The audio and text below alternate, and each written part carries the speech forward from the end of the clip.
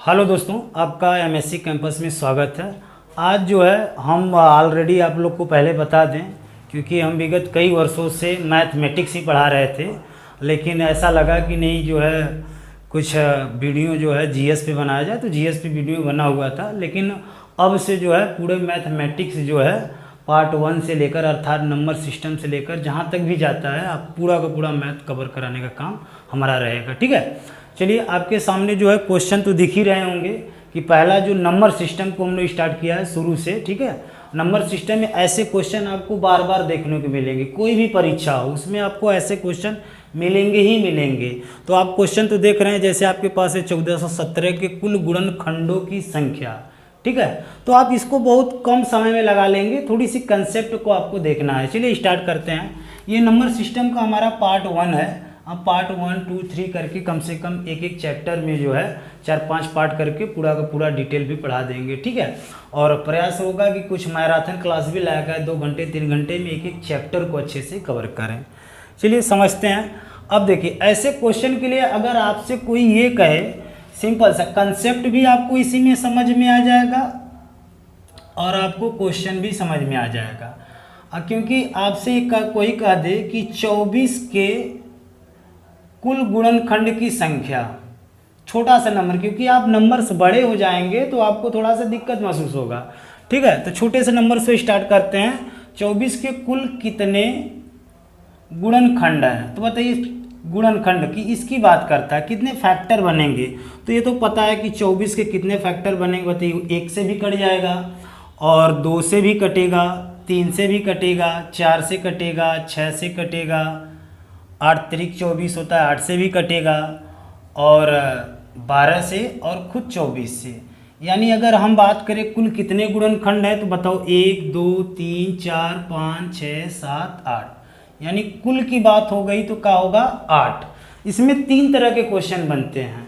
एक तो पहले बनेगा कि इसमें कुल कितने गुणनखंड है, तो कुल की संख्या हो जाएगी 8। ठीक है, तो यहाँ पे हम लिख लिख कर समझा दे रहे हैं कि अगर आपकी बात होगा कुल का, तो आपका जवाब का होगा 8। ठीक है, ऐसे बता रहे हैं। अभी हम ट्रिक बताएंगे कि आप देखकर उसको जो है सेकंडों में आंसर कैसे बताएंगे। ठीक है, अगर आपसे पूछा कि भैया सम गुणनखंड कितने हैं, यानी सम नंबर कितने, बताओ। ये 2 है, ये 4 हो गया, ये 6 हो गया, 8 हो गया, 10 हो गया, ये यानी 1, 2, 3, 4, 5, 6।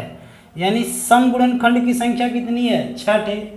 एक और प्रश्न बनता है, आप देख रहे हैं कि आपके पास जो है ये क्वेश्चन नंबर 4 देख रहे हैं कि इसमें विषम गुणनखंड की संख्या पूछा है। तो बताइए, जब आपके पास सम गुणनखंड की संख्या की जानकारी हो जाएगी तो विषम पूछा जाएगा। तो इसमें अगर सम की बात हो गई तो आप विषम की अगर बात होगी तो आप बताओ, कट बताओगे। एक यहाँ पे है, एक 3, बाकी तो कोई विषम है ही नहीं। यानी विषम गुणनखंडों की संख्या क्या होगी? 2 होगी। लेकिन जब नंबर्स बड़े होंगे तो कैसे लगाएंगे? ठीक है, चलिए हम लोग समझते हैं। तो आप तो दिमाग में आ गया कि अगर कुल की बात होगी तो 8 होगा। कब? जब संख्या केवल 24 होगा तब। और जब सम संख्या की बात होगी तो 6 होगा, और जब विषम संख्या की बात होगी तो केवल 2 होगा। इसको हम समझते हैं किस तरह? इस तरह। ठीक है, कंसेप्ट भी आपको समझ में आ जाएगा और आपकी सारी बातें क्लियर हो जाएंगी, क्योंकि आप इसका स्क्रीनशॉट ले लेंगे तो आपके पास नोट्स भी हो जाएंगे। ठीक है, अगर हम बात करें 24 का ही समझाएं तो 24 को ही लेते हैं। अगर 24 संख्या है तो उसको हम फैक्टर के रूप में बनाएंगे तो इस तरह बना देंगे कि भैया 2 के पावर 3 है, छोटा छोटा नंबर 2, 3, 4, 5 इस तरह। ठीक है, 4 भी नहीं, 4 को भी 2 के फैक्टर में बना सकते हैं। तो 2 के पावर 3 कर देंगे, 2 दूना 4 दूना 8, और 3, 8 त्रिक के 24, नंबर्स फैक्टर भी बन गए। और इसके पावर कुछ नहीं तो 1 है।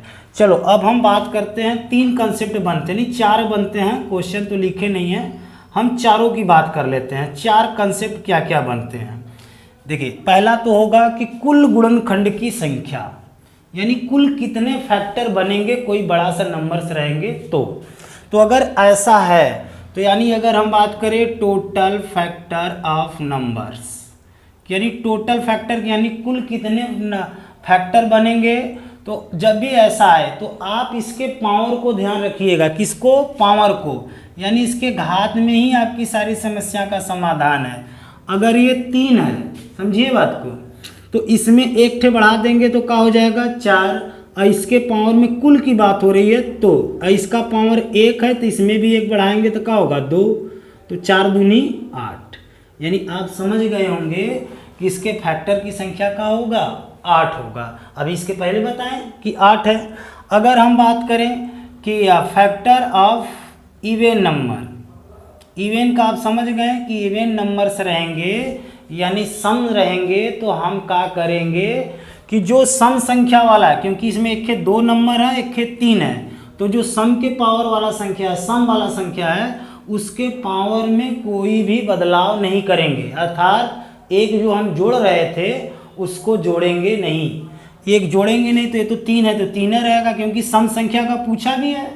और विषम वाले में आप ऐड क्या करेंगे, 1 करेंगे तो 2 हो जाएगा, तो सम संख्या की संख्या क्या हो जाएगी 6, 3 दूना 6। अगर हम बात करें कि फैक्टर ऑफ ऑड नंबर, यानी कहने का मतलब कि विषम गुणनखंडों की संख्या कितना होगा, तो आपको ऐसे कंडीशन में जो सम संख्या के पावर होंगे उसको लेना ही नहीं है। तो उसको जब लेंगे ही नहीं तो बताओ, इसको लेंगे नहीं, हटा देंगे तो बचेगा क्या 3 के पावर 1, इसके घात में क्या करेंगे 1 जोड़ देंगे, 1 जोड़ेंगे तो 2 ही हो जाएगा। तो आपने इसके पहले भी देखा कि कुल गुणनखंड की संख्या का आया था 8 आया था, सम गुणनखंडों की संख्या 6 आया था, और विषम गुणनखंडों की संख्या 2 आया था। तो ये कंसेप्ट भी हो गया एक तरह से, और आपको जो है 24 का फैक्टर भी बता दिया गया। एक क्वेश्चन आता है समुचित गुणनखंड की संख्या। आप अगर इसी प्रश्न में ऐसा रहा होता कि 1470 के कुल समुचित गुणनखंड की संख्या, तो जब भी आपको समुचित आए, समुचित गुणनखंड, तो आपके माइंड में ये क्या आएगा कि समुचित का मतलब अगर टोटल फैक्टर में से आप 2 घटा देंगे, 2 घटाने का मतलब जैसे अगर हम बात करें यहाँ पर कि जिस तरह हमारे पास 24 नंबर थे, तो 1 था, 2 था, 3 था, 4 और 6 थे, 8 थे, 12 थे और 24। तो पहला नंबर और दूसरा नंबर को हम हटा देते हैं तो समुचित आ जाता है। अर्थात हम कहें कि पहला और अंतिम यानी 2 ठे नंबर हटेंगे, तो टोटल फैक्टर में से यदि 2 आप घटा देते हैं तो आपके पास क्या आ जाएगा समुचित नंबर्स, यानी गुणनखंड, जो समुचित गुणनखंड की संख्या कितना आ जाएगा, टोटल फैक्टर में से आप 2 घटा दीजिए, समुचित गुणनखंड की संख्या आ जाएगा। आपको ये कंसेप्ट अगर क्लियर हो गया होगा तो क्वेश्चन आप देखेंगे चुटकियों में लगेंगे। ठीक है, तो ये था हमारा कंसेप्ट को थोड़ा सा माइंड में रखना का 3 बात पे ध्यान देना है।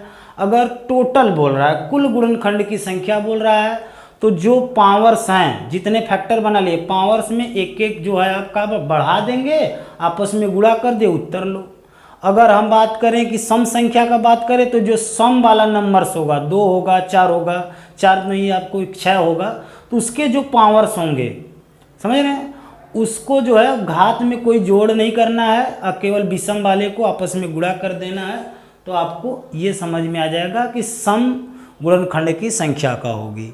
विषम में हमने क्या सीखा, विषम में सम को छोड़ दो, केवल विषम में घात 1 बढ़ा के गुणा कर दो, आपका उत्तर हो गया। चलिए, अब ये तो हमारा कंसेप्ट था।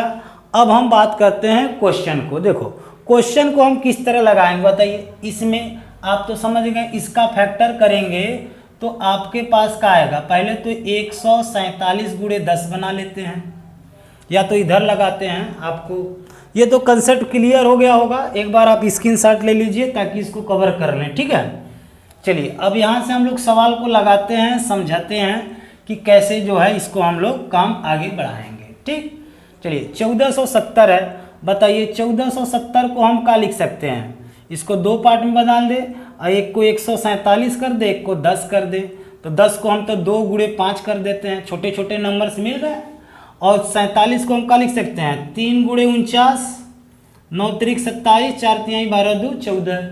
अब 3 को ऐसे ही रहते हैं, 7 के पावर 2 रख देते हैं, 2 रख देते हैं 5, इसको रिकॉर्डिंग कर लेते हैं 2, ये 3 हो जाएगा, ये 5 हो गया, और ये 7 के पावर 2।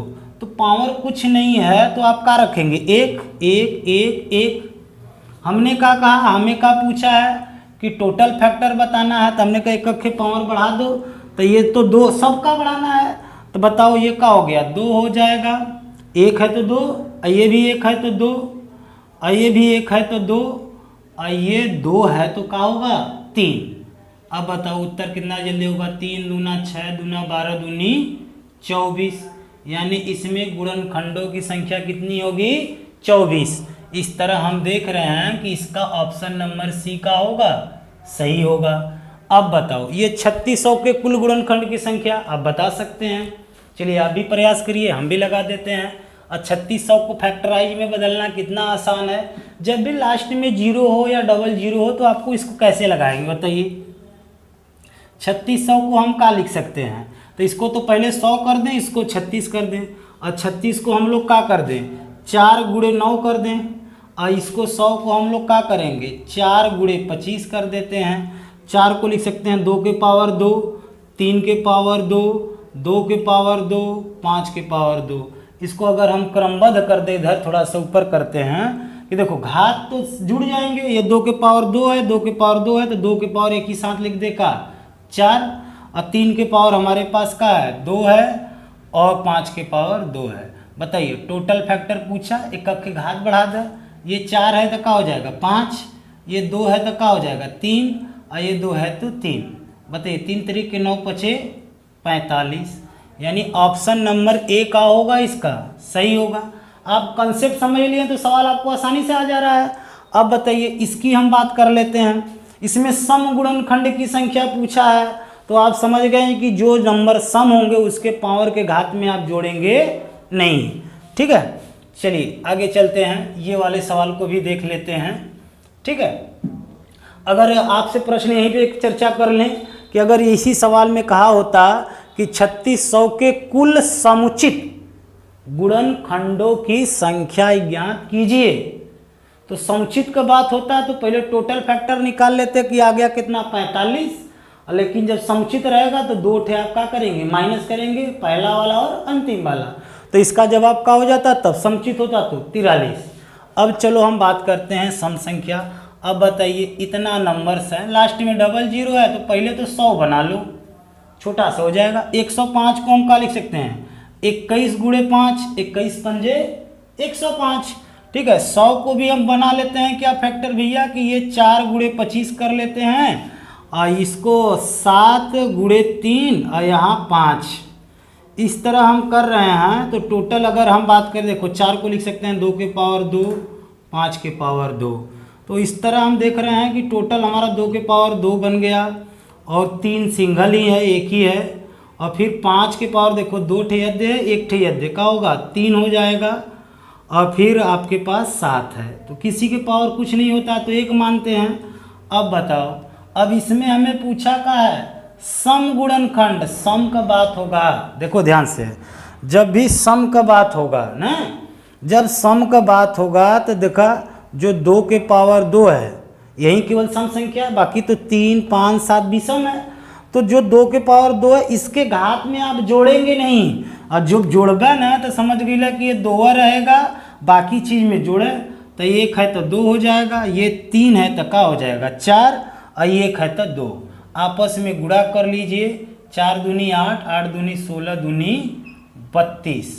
आप समझ गए, 4 दूनी 8 दूनी 16 दूनी 32, यानी सम गुणनखंड की संख्या, इसका जवाब कौन सा जाएगा, ऑप्शन नंबर सी का होगा, सही होगा। अब बताओ ये अगला सवाल है हमारे पास, विषम संख्या। अगर इसी में विषम पूछा होता तो ये सम वालों को हटा देते, केवल इतना ही रहता 2 3 2। ठीक है, या 3 है तो 4 हो गया होता, एक एक बढ़ा देते तो 2 2 4 हो गया, और 4 चौके 16 हो जाते। ठीक है, तो चलो अब हम थोड़ा सा ये लास्ट वाला क्वेश्चन को देखते हैं, फिर इसके बाद इसमें एक और प्रश्न आता है उस पर हम लोग चर्चा करेंगे। अब बताइए 7200 है, पहले ही बता दिए, इसको 100 बना देना, और इसको 72 को 9 गुणे 8 कर देते हैं, 9 8 72, 3 के पावर 2 हो जाएगा, 2 के पावर 3 हो जाएगा, और यहाँ पे 2 के पावर 2 यानी 4 हो गया, और यहाँ 5 की पावर 2, 25 चौका 100 बन गए। अब बताओ 2 के पावर कुल कितने हो जाएंगे? आधार जब सेम है तो घात को जोड़ देते हैं, 3 2 5, अब 3 के पावर 2 और 5 के पावर 2। अब हमें क्या पूछा है? हमें ये पूछा है कि भैया विषम गुणनखंड की संख्या। जब भी विषम का बात हो तो सम वाले को क्या करेंगे? हटा देंगे। सम वाला हट गया, बचा का 2 है तो 1 बढ़ गया 3, और यहाँ भी 2 है तो 1 बढ़ गया 3, 3 त्रिके 9, यानी 72 100 के विषम गुणनखंडों की संख्या कितनी होगी? 9 होगा। ठीक है, आई होप कि आप इतना बात समझ गए होंगे। ठीक है, अगला जो है पार्ट नंबर 2 आएगा, उसमें हम बात करेंगे कि जैसे आपके पास ऐसा सवाल आ गया 3600 के कुल गुणनखंडों की संख्या इसमें पूछा गया है, तो उसमें हम आपको सिखाएंगे कि 3600 के कुल गुणनखंडों के योगफल का होंगे। अर्थात अगर हम बात करें कि इसको जब जोड़ेंगे तब कितना नंबर्स आएंगे, उसको भी आसान तरीके से आसान कंसेप्ट में सिखाएंगे। यदि आपको ये वीडियो अच्छा लगा होगा तो वीडियो को भी लाइक करिएगा और दोस्तों के साथ शेयर जरूर करिएगा। ठीक है, हाँ, कमेंट में अपनी राय जरूर लिखिएगा कि किस पार्ट पे आपको वीडियो चाहिए। छोटे से कंसेप्ट पे हम लोग जो है उस पर चर्चा कर लेंगे, आपको एकदम आसानी से आ जाएगा। वीडियो देखने के लिए धन्यवाद।